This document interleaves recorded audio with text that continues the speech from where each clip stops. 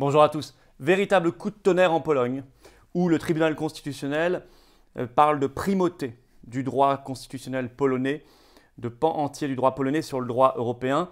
Des experts parlent de polexit, sortie de la Pologne, de l'Union européenne, juridique, qui pourrait mener à un polexit tout court, comme il y a eu un Brexit tout court.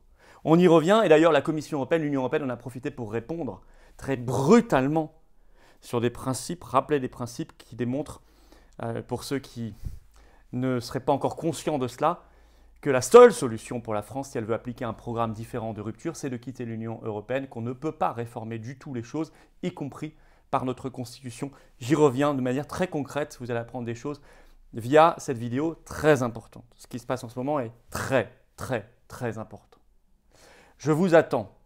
C'est très important aussi de se faire entendre maintenant, au moment où le Sénat commence à capituler.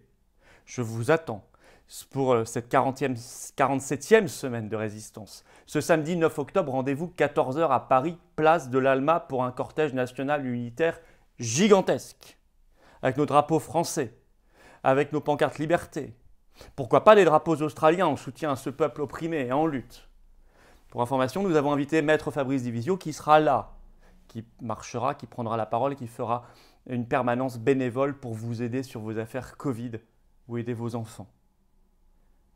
Nous serons avec toutes les forces de liberté et de résistance. Je vous attends donc, venez et faites venir, c'est le moment de se montrer plus nombreux que jamais. Par ailleurs, je vous demande de vous abonner à cette chaîne YouTube. Allons très vite, le plus vite possible vers les 300 000 abonnés. Il y a des gens qui regardent la vidéo sans être abonnés. C'est très bien, mais c'est beaucoup mieux si vous l'êtes parce que ça donne de la visibilité mécanique. Vous n'avez rien d'autre à faire. Mécaniquement, ça donnera de la visibilité supplémentaire à toutes ces vidéos et à ce travail. Donc je vous remercie d'avance de vous abonner. Ça prend 2 secondes. Profitez-en pour appuyer sur la petite cloche pour recevoir les notifications des nouvelles vidéos. Et puis venez, faites-le en même temps. Abonnez-vous et prenez votre adhésion carte orange de résistant aux patriotes. Nous sommes plus de 30 000 adhérents à jour, largement plus maintenant. C'est phénoménal ce qui se passe. C'est phénoménal. Mais on y arrive parce que c'est le collectif. Alors moi j'ai besoin de vous. Et vous, il ne faut pas rester seul, il ne faut pas rester isolé. Il ne faut pas se demander ce que vous allez faire, il faut venir dans le collectif. Chacun à sa place comme il le souhaite, mais on peut agir efficacement. On l'a prouvé. Pour nos belles valeurs, notre beau pays, l'avenir. Le lien pour adhérer, réadhérer aux Patriotes se trouve soit en lien en vidéo, sous la vidéo en description. Dans la description sous la vidéo, il y a un lien pour adhésion, réadhésion. Vous choisissez. Ou en commentaire épinglé, ou en fin de vidéo en cliquant là ou là sur l'écran directement. Il y a également sous la vidéo en description un lien pour faire un don de soutien aux patriotes et donc à la résistance tout entière. Le lien est là. Adhésion, réadhésion, don, c'est défiscalisé aux 2/3 pour vous. Ça nous permet de financer toutes ces opérations, ces manifestations gigantesques alors qu'on n'a pas un centime de l'État. Merci pour le mouvement, merci pour la résistance, merci pour les centaines de bénévoles sur le terrain qui font cela grâce aux adhérents et aux donateurs. Bienvenue d'avance, bravo à ceux qui font un don de soutien à la résistance et aux patriotes. Alors, je parlais de la Pologne, ce coup de tonnerre, bien sûr. C'est évident, vous en avez entendu parler, mais là, on va rentrer un peu plus dans le détail. On va voir surtout ce qu'on doit en tirer comme conclusion pour la France, pour notre combat à nous, très concrètement.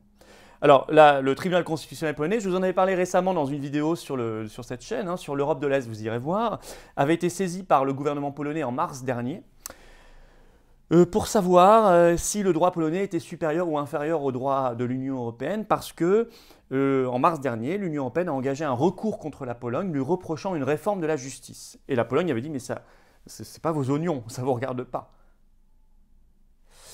Et enfin, après 4 reports, ce 7 octobre, le tribunal constitutionnel polonais a rendu son verdict. Et il a décidé, et ça a fait trembler, ça continue de faire trembler toute la scène européenne.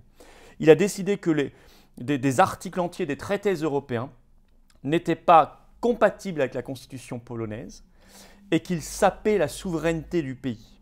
Selon la présidente de ce tribunal constitutionnel, je cite, « des organes européens agissent au-delà de leurs compétences ». Elle parle, je cite, d'ingérence de la Cour de justice de l'Union européenne dans le système judiciaire polonais. Cette décision du tribunal constitutionnel polonais a été saluée par le porte-parole du gouvernement polonais. On parle là d'un polexit législatif ou légal qui pourrait précéder un polexit tout court, c'est-à-dire politique, une sortie de la Pologne de l'Union européenne. Tout de suite, l'Union européenne a réagi. Je vous reparlerai un peu plus tard des autres réactions de l'Union européenne, mais notamment, elle a réagi par le chantage et la menace menaçant d'utiliser, je cite, tous les outils à sa disposition pour assurer la primauté du droit européen et notamment de ne pas verser à la Pologne l'argent qui lui est réservé dans le plan de relance Covid. Et vous savez, plan de relance Covid qui a été signé le 21 juillet 2020. Je vous ai fait plusieurs vidéos. La France y perd beaucoup d'argent, mais la Pologne doit en gagner.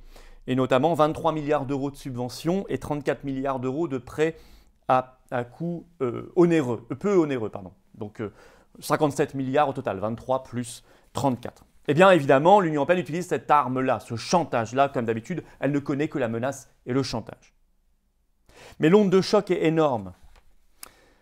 Récemment, le vice-président du Parlement polonais, qui s'appelle Ryszard Terlecki, avait appelé, je cite, à des solutions drastiques dans le conflit entre la Pologne et l'Union européenne. Je le cite toujours, les Britanniques ont montré que la dictature de la bureaucratie bruxelloise ne leur convenait pas.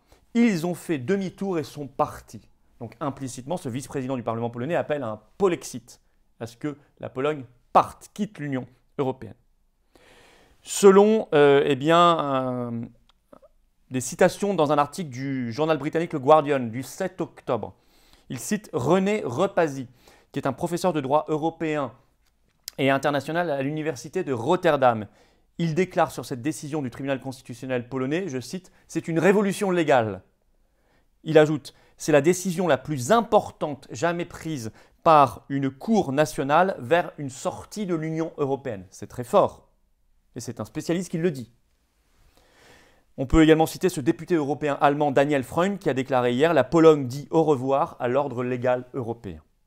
Toujours cité par le Guardian. Bon. Alors, qu'est-ce qu'on en tire comme analyse ? 1. Cette décision, cette crise sur le polexit en Pologne n'était pas évidente du tout. Pourquoi ?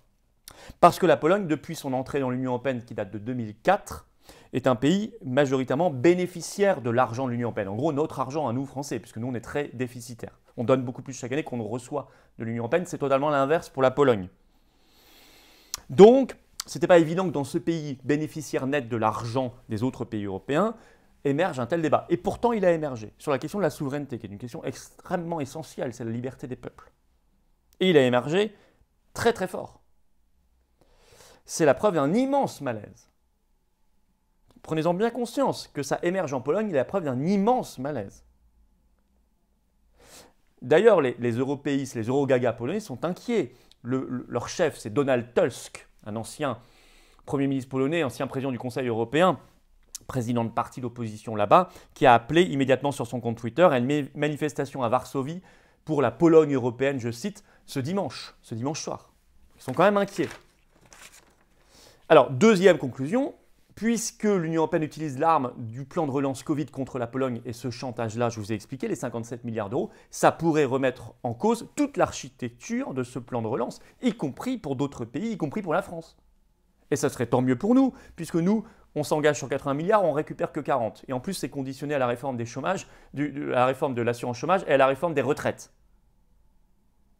Donc ce serait une excellente nouvelle si, au passage, dans cette révolution polonaise, le plan de relance Covid était bazardé. Ce serait une très bonne nouvelle. Troisièmement, décidément, preuve supplémentaire qu'on peut avoir des victoires dans le camp de la sortie de l'Union européenne. On en est à un aujourd'hui, le Brexit, le Royaume-Uni, mais on n'en a jamais dans le camp de la réforme intérieure de l'Union européenne. Ça n'existe pas. Aucun pays ne l'a jamais fait. Ni l'Italie de Salvini, ni la Grèce de Tsipras, ni l'Autriche du chancelier Kurz, ni aux Pays-Bas, etc. À chaque fois qu'ils ont été au pouvoir ou qu'ils ont participé au pouvoir, jamais ils ont modifié de l'intérieur l'Union européenne. Ça ne s'est jamais produit. Ça c'est zéro le bilan. Par contre, on commence à avoir un bilan intéressant du côté de la sortie. On en est à 1-0 aujourd'hui avec le Royaume-Uni. On pourrait être à 2-0 demain, très rapidement, avec le polexit, avec la sortie de la Pologne.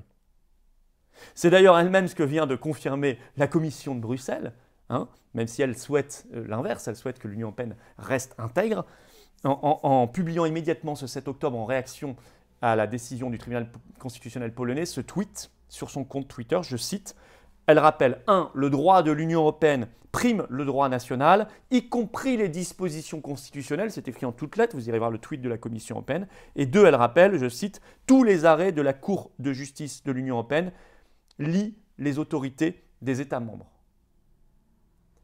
Donc, elle rappelle, elle, sa suprématie juridique et politique totale sur les États membres, y compris sur leur constitution.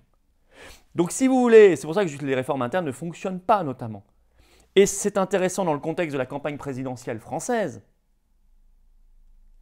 Ceux qui vous disent, celles ou ceux candidats qui vous disent, y compris dans le camp pseudo-souverainiste, qu'on peut récupérer notre souveraineté nationale en partie ou totalement, simplement en modifiant notre propre constitution, c'est un mensonge. Je le disais déjà avant, mais ça a été rappelé clairement par la Commission européenne. Vous ne pouvez pas le faire comme ça. D'ailleurs, on a mis les traités européens depuis Maastricht dans la Constitution française elle-même. On ne peut s'en sortir qu'en dégageant les traités européens de la Constitution française et en faisant la sortie de la France de l'Union européenne. Le Frexit, qui sera peut-être donc le troisième, un 3-0. Brexit, Polexit, Frexit. Et 0 toujours du côté de la réforme intérieure de l'Union européenne. Seule façon pour avoir les mains libres, pour régler les problèmes aussi essentiels que le pouvoir d'achat, le chômage, la désindustrialisation, l'immigration massive, l'insécurité, le prix de l'énergie, les services publics, etc., etc. Cette crise polonaise, elle a un impact énorme sur nos débats français et sur l'avancée du Frexit. Il faut donc faire circuler non seulement cette vidéo explicative et qui trace une route, un chemin pour nous, mais il faut faire circuler l'explication dans le contexte de la campagne présidentielle française pour qu'on ne laisse pas des candidats ou des candidates raconter des carabistouilles aux électeurs le temps d'une campagne, comme d'habitude. Je vous attends. Je vous attends samedi 9 octobre, rendez-vous 14h, place de l'Alma à Paris. Pour le cortège national unitaire, place de l'Alma. Maître Divisio sera là, il fera sa permanence bénévole. Venez, faites venir du monde. Abonnez-vous par ailleurs à cette chaîne YouTube, faites-le maintenant. Ça donne de la visibilité à tout ce travail, toutes ces vidéos mécaniquement. Profitez-en en même temps pour venir aux Patriotes, prendre cette carte orange de résistants et de libération nationale. De liberté réellement.